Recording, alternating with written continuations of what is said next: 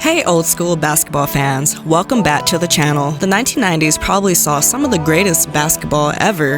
The point guard position was probably the most diverse at the time. So many different guards with different styles and different heights. One thing most point guards had in common on this list was having help from another dominant player. There were many duels like Penny and Shaq, Nash and Dirk, and Kobe and Shaq. One major characteristic of a point guard is to make others around him better, and these players definitely excelled at that. So today's topic is the top 7 point guards of the 90s. Our criteria for this list is that the player must have played in at least 3 seasons in the 1990s. So before we get into the video, don't forget to subscribe to the channel for more.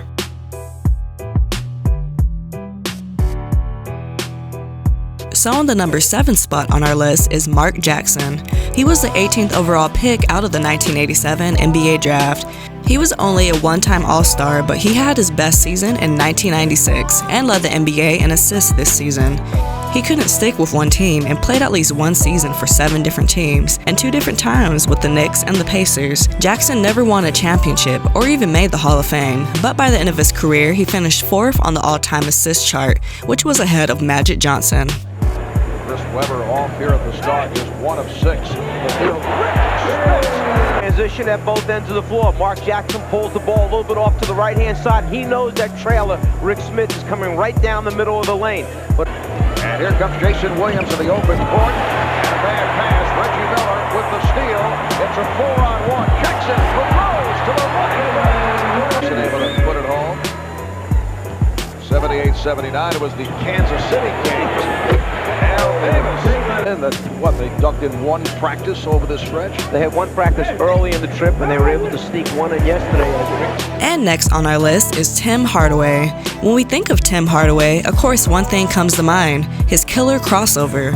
But Hardaway was more than that, especially when he was playing on the Warriors in the late 1980s and early 1990s, playing alongside Chris Mullin and Mitch Richmond. He was orchestrating the famously known Run TMC offense.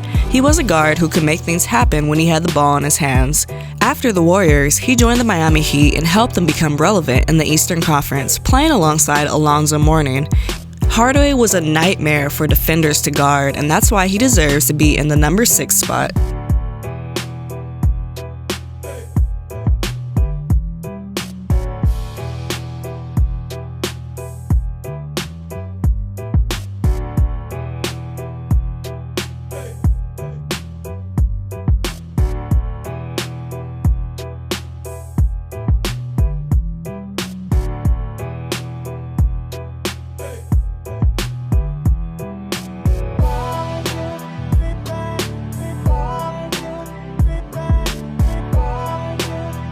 And next on our list is Kevin Johnson. Most consider Johnson the Chris Paul before Paul made his run in the NBA. He was a point guard for the Phoenix Suns for most of the 90s. Although he was only 6'2", he was athletic, could dunk the ball however he wanted, and could score the ball efficiently. In the 1989 season, he averaged 11.4 assists. Johnson had his best success as a player when he played alongside Charles Barkley. They led the Suns to the 1993 NBA Finals to face off Michael and the Chicago Bulls. In Game 3 of the series, the game went into triple overtime, and the Suns ended up pulling out a win in possibly one of the greatest NBA Finals games in history. He set a record playing in 62 minutes and scored 25 points in this crazy game. Johnson faced multiple injuries that led him to retire, but he still made his teammates better, which is why he deserves to be in the number 5 spot. Johnson for the tie at 86. Such poor defense on the pick and roll. They've been going behind it, but nobody steps over and turns Kevin Johnson back the other way. Go now. Why not Johnson? Oh my, had his foot on the line, only a 2. 0 for 5. Drexler way short. Wild offense for Houston. Johnson. Nothing but net. He's more of a quiet leader than Barkley is. Both of them so effective. And Kevin Johnson playing like he invented it. Next on our list is Penny Hardaway. There aren't many players we consider special, but Penny Hardaway was just that. With a great basketball all-around skill set, he wasn't only able to score, to pass, to rebound, but made sure the offense was running at a fast pace or a slow pace. Alongside Shaquille O'Neal, he was the face of the Orlando Magic for many years, helping the Magic to make the 1995 NBA Finals and be one of the most spectacular teams in the 1990s. Even though his prime lasted about 4 years due to injury, Penny remains one of the most spectacular point guards the NBA has ever seen. Now he has the quickest advantage. Baseline, Hardaway again, got 2 more.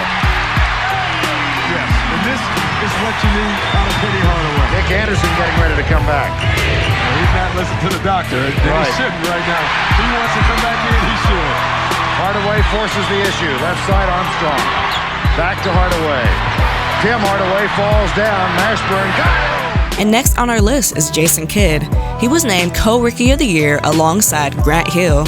He led the league in triple-doubles and helped the Mavs improve the record to become one of the most improved teams of the year. The way he ran the game made him a very unique player, and he had the abilities to be a great all-around player, which is why he deserves the number 3 spot on our list. He was always able to create for his teammates, take control of the game, and had incredible court vision. He ranks behind Magic Johnson on the all-time career triple-doubles leaders chart. Kidd was a 10-time All-Star, 5-time assist champ, and Hall of Famer. Comes right down the floor and puts it up in there. Kidd came right around the corner and took it right through the basket. Jason Kidd, what a great move. What a tremendous move in the pass to Williams. Wow. Well, I'll tell you what, you got to stay on Ronnie Harper here. He's going to go to his left. No, he's going to his right. Now Pip tries to cut him off. He comes down the middle. 2 players there for him. He dishes it to Lorenzo Williams for the... And next on our list is Gary Payton, also known as the Glove because of his spectacular defensive skills. Payton was also the only point guard to win the NBA Defensive Player of the Year award. Of course, when we think of Gary Payton, we think of his records for points, assists, and steals that he holds during his 13-year tenure with the Seattle Supersonics. He's considered one of the greatest point guards of all time because he is probably one of the most complete guards ever. He helped the Supersonics get to the NBA Finals alongside Shawn Kemp. He was a 9-time All-Defensive Team, NBA All-Star, and All-NBA team member. Payton was the NBA's reigning high scorer among point guards in his prime and one of the best to do it, which is why he deserves the number 2 spot on this list. 18-footer. Picked up by Houston. Biggs really playing some good defense. Sure, he's supporting very well. Oh, how are you going to stop Payton, though? He just invented that shot himself. Rockets now have quietly moved within 7. Houston outscoring Seattle 20-8, but Payton just keeps pouring them in. And it's a 4-point game. Sonics in the lead. Baker giving it up to Payton for the reverse for 2, and Payton with 21. 5-point Sonic lead. Baker. Payton outside. And lastly on our list is the one and only John Stockton. You shouldn't be shocked that he's number 1 on our list. The Jazz had their most prominent run of success when Stockton was the face of the franchise. But of course, when you hear Stockton, you can't help to include Karl Malone as well. The Jazz had their best season in the 1996-97 and 97-98 season. Stockton and Malone helped the Jazz go to back-to-back NBA Finals. But like many other point guards on the list, were taken out by the Chicago Bulls. Stockton led the league in assists in 9 consecutive seasons and also led the league in steals twice. He was a well-rounded point guard who played in one of the best duels in NBA history alongside Karl Malone. The two together were an incredible combo and couldn't be stopped. This is why John Stockton deserves the number 1 spot on this list. John Stockton made a super ballet move, softly put it up and in. Utah 18, the Lakers 12. Right side stop, fake drive the base, good move, lay it up. Oh, she's good, Stockton. So no turnover. Blocked by Anderson, comes out to Stockton. Stockton back the other way. Transition again, and this is where the Jazz can hurt the Sonics. So who would be on your list for the greatest point guards of the 90s? I would love to know if you guys agree or what changes you would make on this list. Thanks for tuning in to watch today's video. If you enjoyed it, hit that like button and don't forget to subscribe to the channel.